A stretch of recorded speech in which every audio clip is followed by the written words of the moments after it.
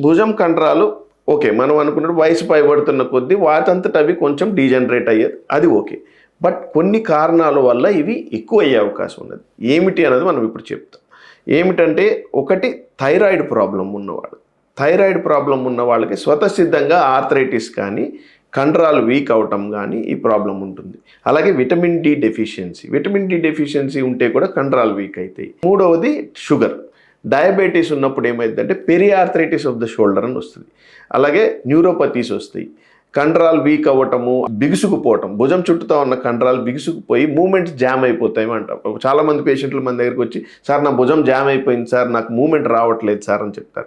వాళ్ళకి వెంటనే మనం అడిగేది మీకు థైరాయిడ్ ప్రాబ్లం ఉందా, షుగర్ చెక్ చేసుకున్నారా అని అడగ. ఎందుకనంటే ఇవి రెండు కామన్ ప్రాబ్లమ్స్. వీటి వల్ల వచ్చేది ఏంటంటే చుట్టూతో ఉన్న కండరాలు బిగుసుకుపోవటము, మూమెంట్ తగ్గిపోవటము అవుతుంది. అట్లాంటప్పుడు ఆ కండరాలు బిగుసుకుపోయినప్పుడు ఆ చుట్టూతో ఉన్న కండరాలు కొంత డ్యామేజ్ అయ్యి తెగిపోయే అవకాశం కూడా ఉన్నది. సో వాటికి మనము అది అసెస్ చేసుకుని ట్రీట్మెంట్ చేయవలసి ఉంటుంది.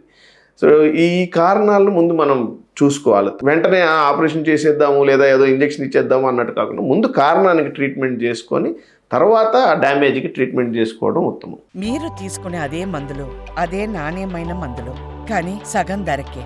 అవును, మెడ్ ప్లస్ బ్రాండ్స్ పై 50 to 80% తగ్గింపు.